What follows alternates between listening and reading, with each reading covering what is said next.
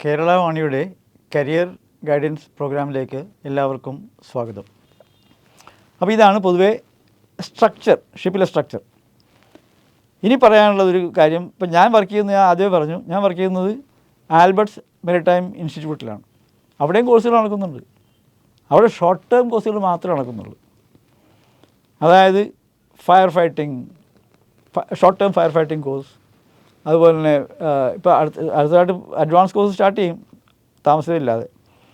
പിന്നെ first aid, അതുപോലെ 4 basic courses plus security course, അങ്ങനെ 5 കോഴ്സാണ് ഇപ്പോൾ നിലവിൽ ആൽബർട്ട് മെരിടൈം ഇൻസ്റ്റിറ്റ്യൂട്ടിൽ നടത്തുന്നത്. ഈ കോഴ്സുകൾ എന്തിനാണെന്ന് വെച്ചിട്ടുണ്ടെങ്കിൽ ഇതെല്ലാം മാൻഡേറ്ററി ആണ്. ഇതെല്ലാം ഞാൻ നേരത്തെ പറഞ്ഞ STCW പ്രകാരമുള്ള കോഴ്സുകളാണ്. ഇതെല്ലാം DE ഷിപ്പിംഗ് അപ്രൂവ് ചെയ്തിട്ടുള്ള കോഴ്സുകളാണ്. ഇതിൻ്റെ ആവശ്യം എന്താണെന്ന് വെച്ചിട്ടുണ്ടെങ്കിൽ, ഷിപ്പിൽ കയറുന്നതിന് മുമ്പായിട്ട് വേണ്ട ഡോക്യുമെൻറ്റ്സ് വേണം. അതായത് CDC, കണ്ടിന്യൂസ് ഡിസ്ചാർജ് സർട്ടിഫിക്കറ്റ്. അത് കിട്ടണമെന്നുണ്ടെങ്കിൽ ഇതുപോലത്തെ ബേസിക് കോഴ്സുകളെല്ലാം ചെയ്തിരിക്കണം. എന്നാലേ CDC കിട്ടുള്ളൂ. CDC എന്ന് പറഞ്ഞത് പാസ്പോർട്ട് പോലെ ഇരിക്കുന്ന ഒരു ഡോക്യുമെൻ്റാണ്. അതിൻ്റെ ഫുൾ നെയിം ഒന്നുകൂടി ഞാൻ ആവർത്തിക്കുകയാണ്, കണ്ടിന്യൂസ് ഡിസ്ചാർജ് സർട്ടിഫിക്കറ്റ്. അതാണ് CDC ഇല്ലാതെ സെയിൽ ചെയ്യാൻ പറ്റില്ല. അപ്പോൾ ഈ CDC കിട്ടുന്നത് മാത്രം സെയിൽ ചെയ്യാമെന്ന് വിചാരിക്കണ്ട. CDC കിട്ടിയാലും നേരത്തെ ഞാൻ പറഞ്ഞ കോഴ്സുകൾ ഏതെങ്കിലുമൊക്കെ ചെയ്തിരിക്കണം, എന്നാലേ ഷിപ്പിൽ ശരിക്കും സെയിൽ ചെയ്യാൻ പറ്റുള്ളൂ. അതാണിപ്പോൾ ആൽബർട്ട്സ് മെരിടൈം ഇൻസ്റ്റിറ്റ്യൂട്ടിൻ്റെ കാര്യം. ഇനി ഇതുപോലത്തെ ബേസിക് കോഴ്സ് നടത്തുന്ന സ്ഥാപനങ്ങൾ വേറെ ഉണ്ട്, കൊച്ചി തന്നെ ഉണ്ട്. ഉദാഹരണമായിട്ട് യൂറോടെക് മെരിടൈം അക്കാദമി, അവർ നടത്തുന്നുണ്ട് ഈ കോഴ്സുകൾ. ഷിപ്പിംഗ് ഫീൽഡിലേക്ക് ഇപ്പോൾ പെൺകുട്ടികൾക്കും പ്രവേശിക്കാം. ഇത്രയും കാലം ആൺകുട്ടികളുടെ അല്ലെങ്കിൽ ആണുങ്ങൾക്ക് മാത്രം കുത്തകയായിരുന്നൊരു ഫീൽഡാണ് ഷിപ്പിംഗ് ഫീൽഡ്, അല്ലെങ്കിൽ സെയിലിംഗ്, കപ്പൽ യാത്ര, കപ്പൽ ജോലി. പക്ഷെ ഇപ്പോൾ പെൺകുട്ടികൾക്കും വരാം. ഒരു ഉദാഹരണമായിട്ട് പറയുകയാണെങ്കിൽ, കൊച്ചിൻ യൂണിവേഴ്സിറ്റിയുടെ ഈ കുഞ്ഞാലിമരക്കാരിൽ ഇപ്പോൾ 35 പെൺകുട്ടികളുണ്ട്. ആപ്പടെ 80 സീറ്റാണ് ഉള്ളത്. അതിൽ 35 പേരും പെണ്ണുങ്ങളാണ്. അവർക്കുള്ള ഗുണം എന്താണെന്ന് വെച്ചിട്ടുണ്ടെങ്കിൽ, അവർക്ക് ഫീസ് പകുതി കൊടുത്താൽ മതി. പകുതി ഫീസ് മാത്രമല്ല, ഏതാണ്ട് 1 ലക്ഷത്തോളം രൂപ ഒരു ഗ്രാൻഡായിട്ട് DE ഷിപ്പിംഗ് അവർക്ക് അനുവദിക്കുന്നുണ്ട്. അപ്പോൾ അങ്ങനെ സ്ത്രീകൾക്ക് വളരെ അഡ്വാൻറ്റേജസാണ് ഈ ഫീൽഡിൽ ഇപ്പോൾ. എങ്കിലും നമ്മുടെ കോൺസർവേറ്റീവ് തിങ്കിങ് അനുസരിച്ച് കാരണന്മാർക്ക് പെൺകുട്ടികളെ വിടാൻ അല്പം മടിയുണ്ട്, ഇല്ലെന്നില്ല. സത്യം പറഞ്ഞിട്ടുണ്ടെങ്കിൽ ചില ഷിപ്പിംഗ് കമ്പനികൾക്ക് പെണ്ണുങ്ങളെ അപ്പോയിൻറ്റ് ചെയ്യാനും കുറച്ച് മടിയുണ്ട്. ഇനി എനിക്ക് പറയാനുള്ള വേറൊരു കാര്യം, ഷിപ്പിങ്ങിൽ ഇപ്പോൾ മിക്കവാറും ക്യാമ്പസ് സെലക്ഷനിലാണ് ആൾക്കാരെല്ലാം കയറി പോകുന്നത്. ക്യാമ്പസിൽ വന്ന ആൾക്കാരെ സെലക്ട് ചെയ്തുകൊണ്ട് പോകും.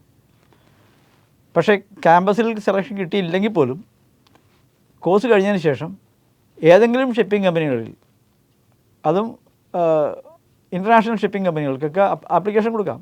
അവരെ നേരിട്ട് സെലക്ട് ചെയ്യും. പക്ഷേ അവർ സെലക്ട് ചെയ്യുന്നത് നമ്മുടെ അറിവും നമ്മുടെ ക്വാളിറ്റിയും അനുസരിച്ചിട്ടാണ്. അത് എപ്പോഴും നോക്കും. അപ്പോൾ അങ്ങനെ ഒരു ചാൻസ് ഉണ്ട്, ജോലി കിട്ടാൻ സാധ്യതകൾ ധാരാളമുണ്ട് ഇപ്പോൾ. ഇനി കടലിൽ പോയിട്ടുണ്ടെങ്കിൽ അതൊരു കരിയറായിട്ട് തന്നെ കാണണം. നേരത്തെ പറഞ്ഞ പോലെ cadet, second mate, captain, engine സൈഡിലാണെങ്കിൽ 5th engineer upwards chief engineer. എല്ലാ കാലവും അധികം കാലം കടലിൽ തങ്ങണമെന്നില്ല. ഈ കരിയർ കഴിഞ്ഞിട്ടുണ്ടെങ്കിൽ ഇതൊരു കരിയറാണ്. ഞാൻ നേരത്തെ പറഞ്ഞ പോലെ കരിയർ.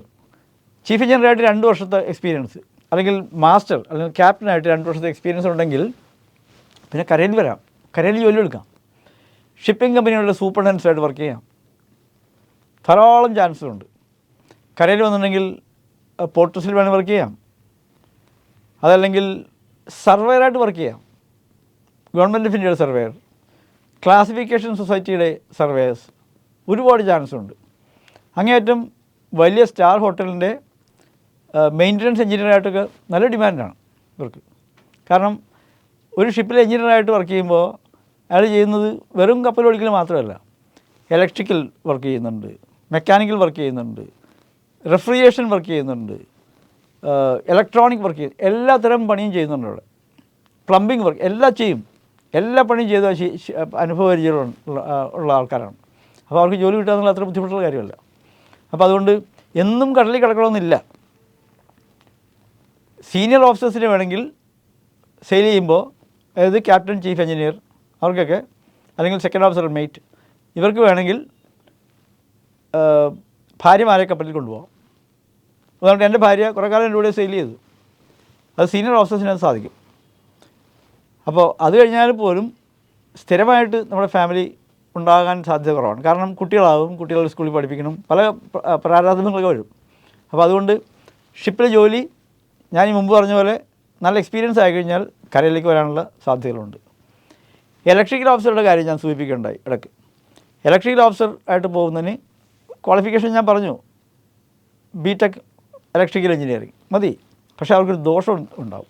അതായത് കപ്പലിൽ ഇലക്ട്രിക്കൽ ഓഫീസറായിട്ട് ചേർന്നിട്ടുണ്ടെങ്കിൽ അത് മാത്രമേ പഠിച്ചിട്ടുണ്ടെങ്കിൽ പ്രൊമോഷൻ സാധ്യത ഇല്ല. ആ പോസ്റ്റിൽ ഒരു പോസ്റ്റേ ഉണ്ടാവുള്ളൂ ഒരു ഷിപ്പിൽ. മറ്റേതൊക്കെ ആണെങ്കിൽ 5-6 എഞ്ചിനീയേഴ്സ് ഉണ്ടാവും. ആ കൂട്ടത്തിൽ ഒരു എഞ്ചിനീയർ ഇലക്ട്രിക്കലും ആളുണ്ടാവും. അയാൾക്ക് പ്രൊമോഷൻ സാധ്യതയില്ല. അഥവാ പ്രൊമോഷൻ വേണമെന്നുണ്ടെങ്കിൽ നേരത്തെ പറഞ്ഞ ചാനൽ വഴി പോകേണ്ടി വരികയും ചെയ്യും. ഇത്രയുമാണ് എനിക്ക് പറയാനുള്ളത്. ഞാനീ പറഞ്ഞതിൽ നിങ്ങൾക്ക് ധാരാളം സംശയങ്ങളുണ്ടാകാൻ സാധ്യതകളുണ്ട് നാച്ചുറലായിട്ടും. അങ്ങനെ വരുന്ന സംശയങ്ങൾ ദൂരീകരിച്ച് തരാം. ഇതിൻ്റെ കമൻറ്റ് ബോക്സിൽ സംശയങ്ങൾ റെക്കോർഡ് ചെയ്യുക, അതെനിക്ക് വരും. അങ്ങനെ വരുന്ന സംശയങ്ങളെല്ലാം കൂടി ക്രോഡീകരിച്ച് അവസാനം ഒരു എപ്പിസോഡായിട്ട് വീണ്ടും നമുക്ക് കാണാം. Thank you very much.